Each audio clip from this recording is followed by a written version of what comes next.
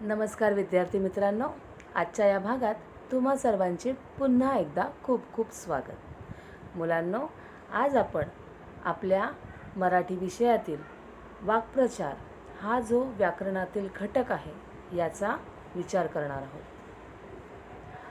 मुलांनो, आपण आपले विचार, आपल्या भावना व्यक्त करण्यासाठी किंवा प्रखरतेने स्पष्टपणे व्यक्त करण्यासाठी कधीकधी वेगळ्या भाषेचा वापर करतो।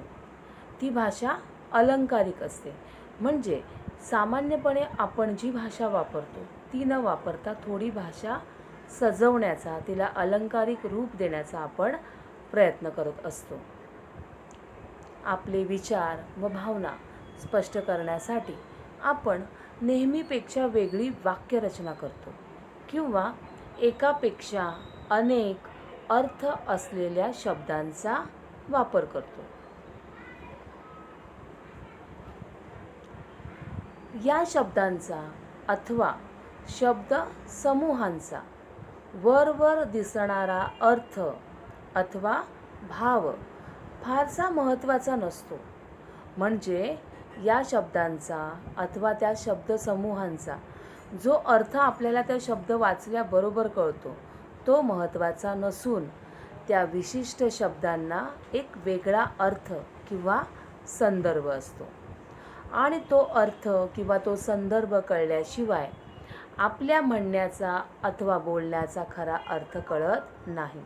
म्हणजे आपण ज्या शब्दांचा अलंकारिक शब्दांचा वापर केलेला असतो त्या शब्दांचा वरवरचा अर्थ वेगळा असतो, मात्र आपल्याला त्या शब्दांमार्फत काहीतरी वेगळंच म्हणणं मांडायचं असतं। तर जोपर्यंत त्या शब्दांमागचा तो अर्थ किंवा तो संदर्भ कळत नाही तोपर्यंत आपल्याला काय बोलायचं आहे ते समोरच्याला समजत नाही। आता मुलांनो, आपण वाक्प्रचार म्हणजे नेमके काय, त्याची व्याख्या काय आहे ते जाणून घेऊया। परंपरेने चालत आलेल्या शब्दार्थापेक्षा विशिष्ट अर्थाने रूढ झालेल्या शब्दसमूहास वाक्प्रचार असे म्हणतात। पुन्हा एकदा पहा मुलांनो, व्याख्या काय आहे? वाक्प्रचाराची व्याख्या आहे, परंपरेने चालत आलेल्या शब्दार्थापेक्षा विशिष्ट अर्थाने रूढ झालेल्या शब्दसमूहास वाक्प्रचार असे म्हणतात। पाठ्यपुस्तकात असणाऱ्या सर्वच वाक्प्रचारांचा आपण सखोल अभ्यास नेहमीच करतो। ते केल्यावर आपणास वाक्प्रचारांचा वाक्यात बिनचूक उपयोग करता आला पाहिजे। वाक्प्रचारांच्या वापरामुळे आपली भाषा काय होते? प्रभावी होते। वाक्प्रचार जर आपण वापरले तर आपली भाषा प्रभावी होते, अलंकारिक दिसते, तिला एक सुंदर रूप प्राप्त होतं आणि काय होतं की आपल्याला नेहमीच आपली वाक्यरचना जर प्रभावी करायची असेल तर बिनचूकपणे म्हणजे अगदी योग्य तोच वाक्प्रचार आपल्याला त्या ठिकाणी जोडावा लागतो किंवा मांडावा लागतो, तरच आपली भाषा असते ती प्रभावी होते।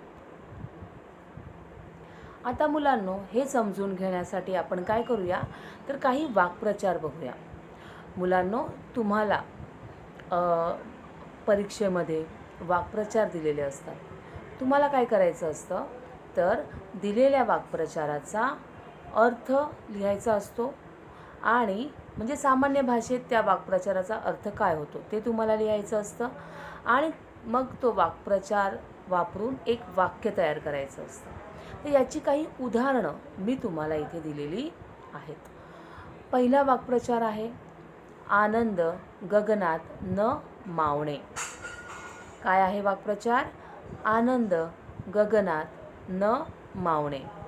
याचा अर्थ काय आहे तर खूप आनंद होणे, म्हणजे तुम्हाला इतका आनंद झालाय, इतका आनंद झालाय की तो आकाशात मावत नाहीये। गगन म्हणजे काय तर आकाशात मावत नाही। आता आकाश किती मोठं आहे सांगा बरं, किती विस्तीर्ण पसरलेलं असतं, अगदी मोजता येत नाही एवढं, म्हणजे तुम्हाला इतका आनंद झालेला आहे, म्हणजेच खूप खूप आनंद तुम्हाला झालेला आहे। आनंद गगनात न मावणे म्हणजेच खूप आनंद होणे। आता ज्या वेळेस तुम्ही या वाक्प्रचाराचा वाक्यात उपयोग करता त्यावेळेस जो अर्थ तुम्हाला दिलेला आहे त्याचा वाक्यात उपयोग करायचा नाही, तर जो वाक्प्रचार दिलेला आहे म्हणजे बघा हा वाक्प्रचार आहे आणि हा त्याचा अर्थ आहे, तर तुम्ही जो वाक्प्रचार दिलेला आहे त्याचाच वाक्यात उपयोग करायचा. आता मी तुम्हाला एक वाक्य बनवून दाखवलेलं आहे, ते आपण पाहूया. मजुराला लॉटरीचे तिकीट लागल्यामुळे त्याचा आनंद गगनात मावत नव्हता. आता बघा, अचानक ज्यावेळेस तुम्हाला समजा 10 लाखाची लॉटरी लागली तर विचार करा आपल्याला किती आणि किती आनंद होईल. आणि त्यावेळेस मी काय करणार आहे, माझ्या होणारा आनंद किती आहे तर तो गगनात मावत नाही आहे, इतका खूप मला आनंद झालेला आहे. तर इथे मी हा वाक्प्रचार मला बरोबर योग्य जुळतोय आणि म्हणून मजुराला लॉटरीचे तिकीट लागल्यामुळे त्याला खूप आनंद झाला असं न म्हणता मी म्हणते की मजुराला लॉटरीचे तिकीट लागल्यामुळे त्याचा आनंद गगनात मावत नव्हता.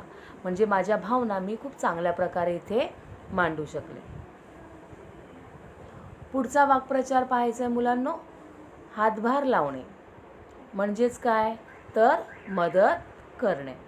आता आपण हातभार लावणे या वाक्प्रचाराचा वाक्यात उपयोग करूया. समाजकार्यात हातभार लावणे हे प्रत्येक नागरिकाचे कर्तव्य आहे. तर इथे काय केलेलं आहे, आपण हातभार लावणे या वाक्प्रचाराचा वाक्यात उपयोग केलेला आहे. पुढचा वाक्प्रचार तुम्ही पाहू शकता मुलांनो. पर्वा न करणे. पर्वा न करणे म्हणजे काय, त्याचा अर्थ काय आहे तर काळजी न करणे. आता आपण वाक्य बघा किती छान बनवलेलं आहे यावर. शेतकरी काम करताना ऊन व पावसाची पर्वा करत नाहीत. म्हणजे अजिबात ते काळजी करत नाही की ऊन किती पडलंय, मग एवढ्या उन्हात मी आता काम करणार नाही, किंवा खूप पाऊस पडतोय तर आता मी काम करणार नाही, असा ते कधीही विचार करत नाहीत. ऊन व पावसाची ते काळजी न करता अखंडपणे ते कष्ट करत असतात. तर इथे आपण अगदी योग्य असा वाक्प्रचार वापरलेला आहे आणि वाक्य तयार केलेलं आहे. चौथा वाक्प्रचार पाहायचा आहे मुलांनो. पारा चढणे. पारा चढणे याचा अर्थ आहे खूप राग येणे. यावर एक वाक्य आपण लिहिलेलं आहे. औरंगजेबाच्या दरबारात सामान्य सरदारांबरोबर उभे केल्याने शिवाजी राजांचा पारा चढला होता. आपण इतिहास शिकलेलोच आहोत. यामध्ये आपण पाहिलं आहे की ज्यावेळेस शिवाजी महाराजांना सामान्य सरदारांसोबत उभं केलं होतं त्यावेळेस त्यांना खूप राग आलेला होता. त्यांना असं वाटलं की इथे माझा खूप मोठा अपमान झालेला आहे आणि त्यामुळे त्यांना खूप राग आलेला होता. मग इथे त्यांना आलेला खूप राग आपण पारा चढला या वाक्प्रचाराने इथे दाखवलेला आहे. अगदी योग्य असा वाक्प्रचार आपण इथे वापरलेला आहे. पुढचा वाक्प्रचार चित करणे. चित करणे याचा अर्थ आहे हरवणे. वाक्य कोणत्याही खेळात प्रतिस्पर्ध्याला चित करण्यासाठी फार हुशारीने खेळावे लागते. आता कोणत्याही खेळात जर तुम्हाला तुमचा प्रतिस्पर्धी आहे, तुमचा जो अपोजिट टीम आहे, त्यांना जर तुम्हाला हरवायचं असेल, चित करायचं असेल म्हणजेच हरवायचं असेल तर खूप हुशारीने खेळावं लागतं. तर हे वाक्य किती छान बनवलेलं आहे पहा तुम्ही. पुढचा वाक्प्रचार आपण पाहणार आहोत मुलांनो. तब्येत ठणठणीत असणे. याचा अर्थ आहे तब्येत उत्तम असणे.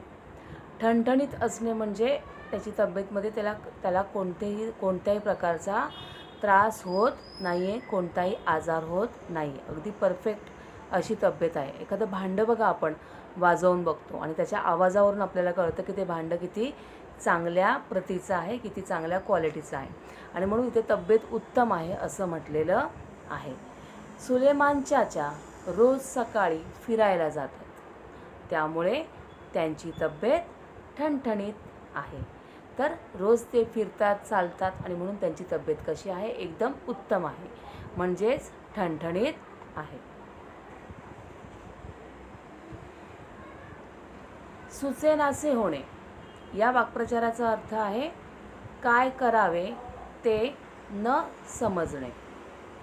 ध्वनिक्षेपकाच्या आवाजामुळे घरात आजोबांना काहीच सुचेनासे झाले होते. सुचेनासे होणे म्हणजे काय, कधी कधी मुलांनो बघा आपल्याला अगदी गोंधळल्यासारखं होतं, अगदी काहीतरी विचित्र आवाज जर आजूबाजूला होत असतील, आपली मनस्थिती एकदम बिघडून जाते. तर असं कधी कधी होतं बघा की ध्वनिक्षेपक, आता इथे उदाहरण तुम्हाला दिलं आहे. ध्वनिक्षेपक म्हणजे काय, तर लाऊडस्पीकर. तर असा खूप मोठा आवाज जर असेल तर आपल्याला कधी कधी काहीच सुचत नाही, त्या आवाजापलीकडे काही दुसरं आपल्याला ऐकायलासुद्धा येत नाही.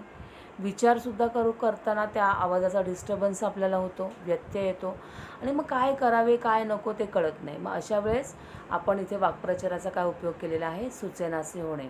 तर ध्वनिक्षेपकाचा एवढा आवाज होतो आहे की त्यामुळे आजोबांना काहीच सुचेनासं झालं आहे, त्यांना काही सुचत नाही आहे, काय करावं ते त्यांना समजत नाही. असा आपण इथे वाक्प्रचार वापरलेला आहे. पुढचा वाक्प्रचार बघा मुलांनो, फुशारकी मारणे. याचा अर्थ आहे बढाई मारणे. तर वाक्य आहे, वर्गातील सर्व मुलांना नवीन कंपास दाखवून जॉन फुशारकी मारत होता.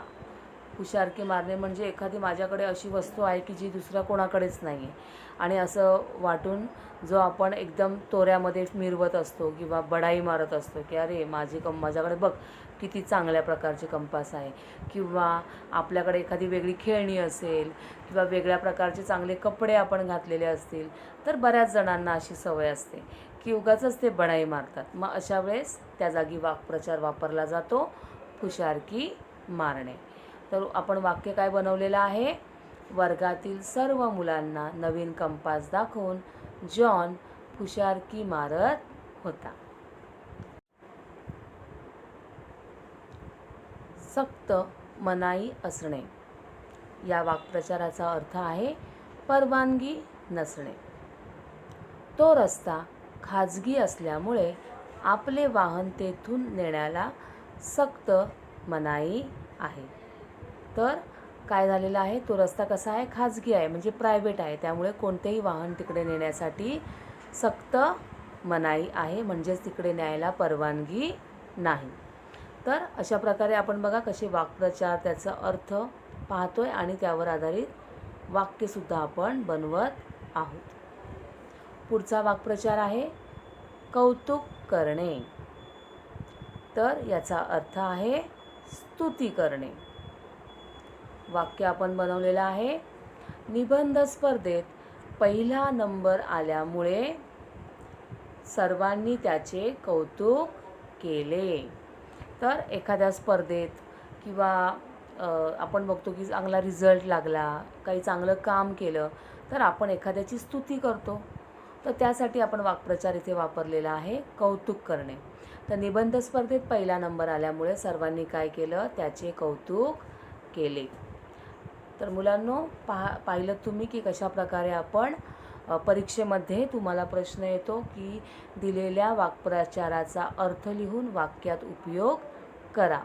तर अशा प्रकारे जर प्रश्न आला तर आपल्याला काय करायचं आहे, त्या वाक्प्रचाराचा अर्थसुद्धा लिहायचा आहे आणि जो वाक्प्रचार आहे त्याचाच उपयोग करून आपल्याला नवीन वाक्य बनवायचं आहे. वाक्यात उपयोग करताना अर्थ जो असतो तो अर्थ घेऊन आपल्याला वाक्य न बनवता वाक्प्रचार घेऊन आपल्याला वाक्य बनवायचं असतं. तर मुलांनो तुम्हाला आता समजलंच असेल की कशा प्रकारे वाक्प्रचाराचे प्रश्न सोडवायचे आहेत. तर अशा प्रकारे काळजी घ्यायची आहे आणि व्यवस्थित प्रश्न सोडवायचा आहे. पुन्हा भेटूया आपण आपल्या पुढच्या भागात. तोपर्यंत नमस्कार.